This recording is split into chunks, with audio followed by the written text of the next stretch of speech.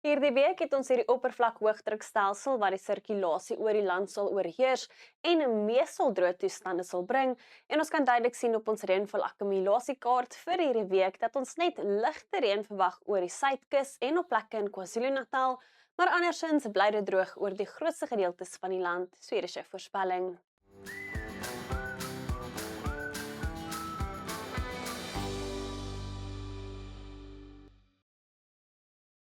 Dinsdagoggend begin met mistige toestande vir die Weskus, rondom Kaapstad, die Oeverberg en op plekke langs die Suidkus, met 'n paar miskolle ook moontlik oor die noordooste van die land.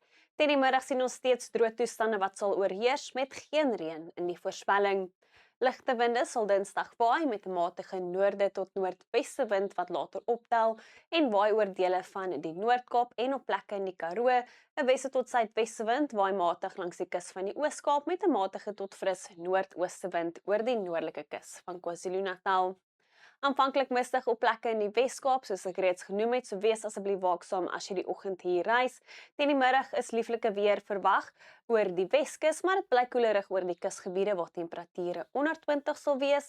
'n Sonskyn en droë middag oor die binneland met 21 die middag in Beaufort Wes, 'n lieflike 25 in Graafrenet. Ligte winde rondom Plettenberg Baai, maar 'n weste tot suidweste wind wat matig waai tussen Gqeberha en Oos-London. Koud aanvanklik oor die noorde van die Oos-Kaap waar ligte ryp moontlik is net 2 die oggend in Aliwal Noord. Teen die middag sien ons temperature wat 20 bereik oor die grootste gedeeltes van die provinsie.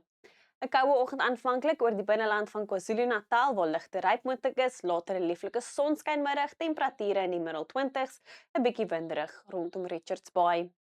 Oor die Hoëveld sal dit aanvanklik 'n koue oggend wees met ryp moontlik op plekke, later 'n sonskynmiddag, temperature wat 20 bereik en 'n lieflike dag in die Laagveld waar temperature die middel 20s sal bereik. Aanvanklik mistig op plekke in Limpopo, later 'n lieflike sonskyndag, temperature in die laat tot middel 20s met 25 in Lephalale. Ook aanvanklik koud in Noordwes met ligte ryp moontlik rondom Potchefstroom en Klerksdorp, later 'n sonskynmiddag en temperature wat bo 20s sal styg. In die Noord-Kaap wag ons aanvanklik koue toestande in die suide waar ligdryp moontlik is, later 'n noorde tot noordweste wind wat optel en matig waai, temperature in die laat tot middel 20s met droë en sonskyn toestande.